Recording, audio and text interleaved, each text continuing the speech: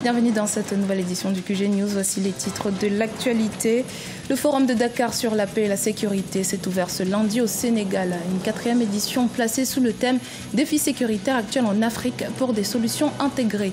Au programme, la gestion des nouveaux défis sécuritaires africains. On reste au Sénégal avec la célébration de la journée internationale de la pneumonie ce dimanche 12 novembre. 3000 enfants atteints par cette maladie perdent la vie chaque année au Sénégal.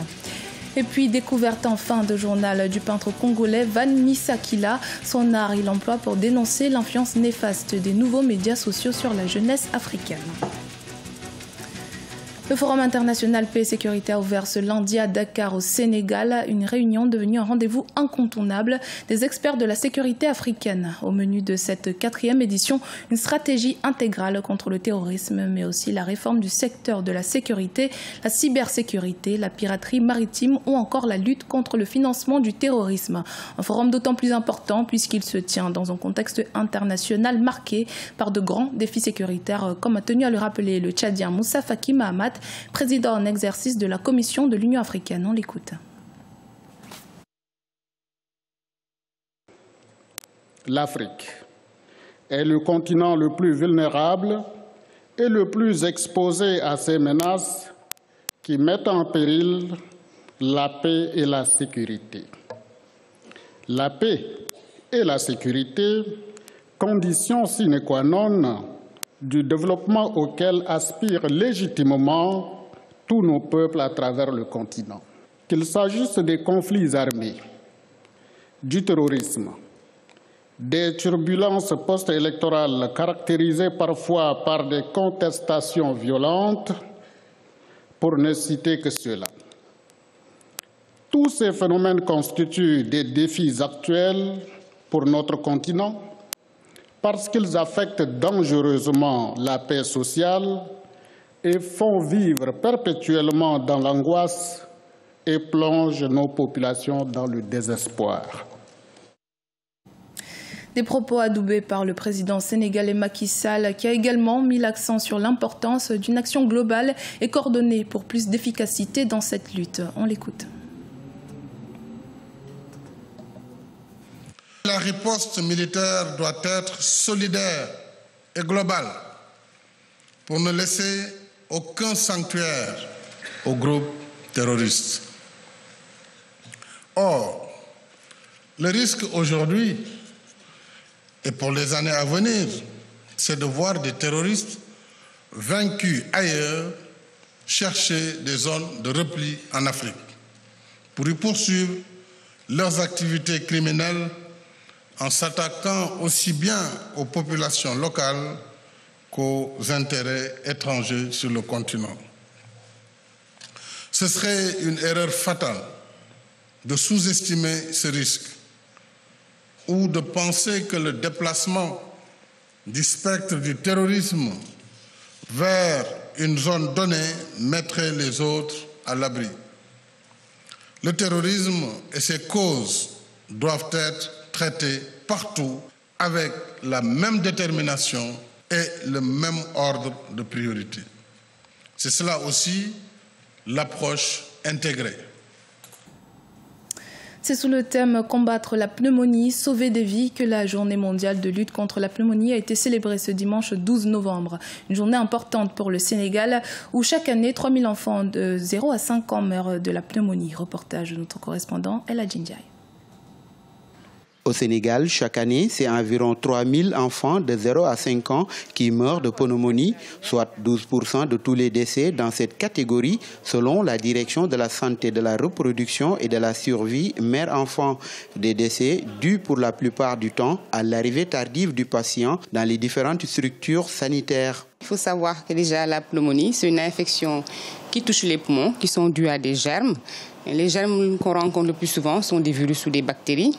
Comme vous dites, les enfants sont plus exposés et les personnes âgées parce que ces tranches d'âge-là sont vulnérables et on retrouve un déficit immunitaire chez les enfants ou bien chez les personnes âgées. C'est pourquoi on retrouve plus de pneumonie chez ces tranches d'âge. Et il faut savoir qu'est-ce que c'est que cette maladie. Quand on regarde le poumon, on a des alvéoles, au niveau des bronchioles terminales, des sacs qui sont remplis d'air et qui ramènent l'air au niveau du poumon. Donc, c'est quand on inhale des germes, c'est en ce moment-là qu'on peut avoir une pullulation microbienne au niveau de ces sacs alvéolaires et en ce moment que développer la pneumonie qui peut s'étendre, progresser. La pneumonie est une maladie respiratoire. Toutefois, les parents doivent respecter le carnet de vaccination de leurs enfants et surtout privilégier l'allaitement maternel afin de prévenir la maladie. Elle peut aussi être évitée avec une nutrition adéquate et en tenant compte des facteurs environnementaux. La pneumonie peut se manifester par plusieurs signes. Quand on prend l'enfant, qui est le plus vulnérable, si c'est un nourrisson, il faut s'inquiéter quand l'enfant refuse de téter, quand il fait de la fièvre, ou bien quand il présente des signes digestifs, parce que le plus souvent, l'enfant ne s'exprime pas des signes digestifs, même si c'est l'appareil respiratoire qui est touché. Donc des nausées, vomissements, refus de téter, il est grognon ou bien il présente des convulsions. Il faut aller consulter rapidement pour la maman et vérifier si ce n'est pas une pneumonie. Et les signes respiratoires sont une toux avec des expectorations, une fièvre, des douleurs thoraciques ou bien un essoufflement. Ce sont en général ces principaux signes qu'on retrouve dans la pneumonie.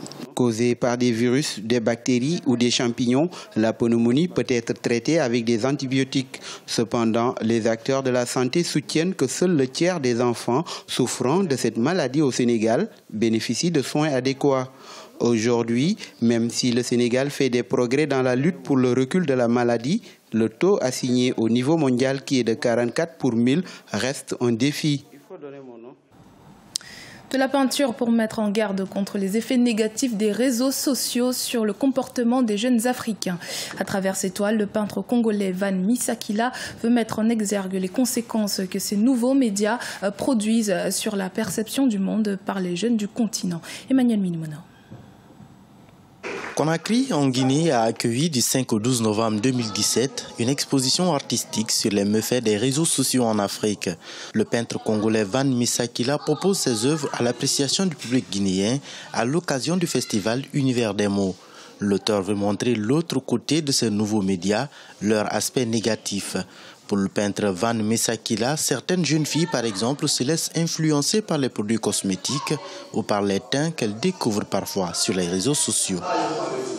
Je fais un travail sur la femme africaine qui se dépigmente la peau sous l'influence de la femme occidentale. Avec sa peau claire, sa manière d'être, sa manière de s'habiller, de montrer toute sa beauté. Et donc c'est cette femme noire que je mets sur mes toiles pour montrer un peu cette influence avec des logos des différents réseaux sociaux.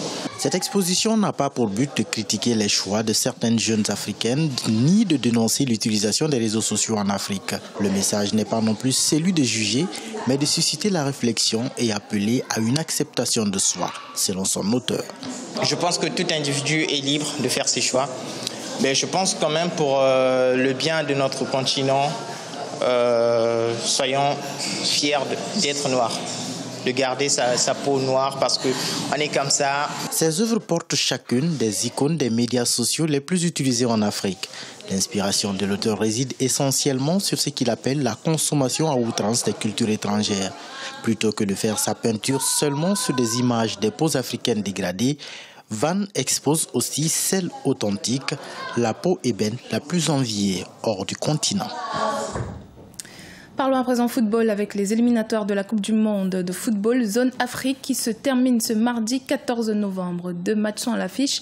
Le Burkina Faso affrontera le Cap-Vert et le Sénégal sera face à l'Afrique du Sud. Une rencontre sans grand enjeu puisque les Lions de la Teranga ont déjà obtenu leur ticket pour la Russie grâce au match où ils se sont imposés 2-0. Ainsi, le Nigeria, l'Égypte, le Sénégal, la Tunisie et le Maroc sont les 5 équipes qui représentent le continent à la Coupe du Monde de 2018 en Russie.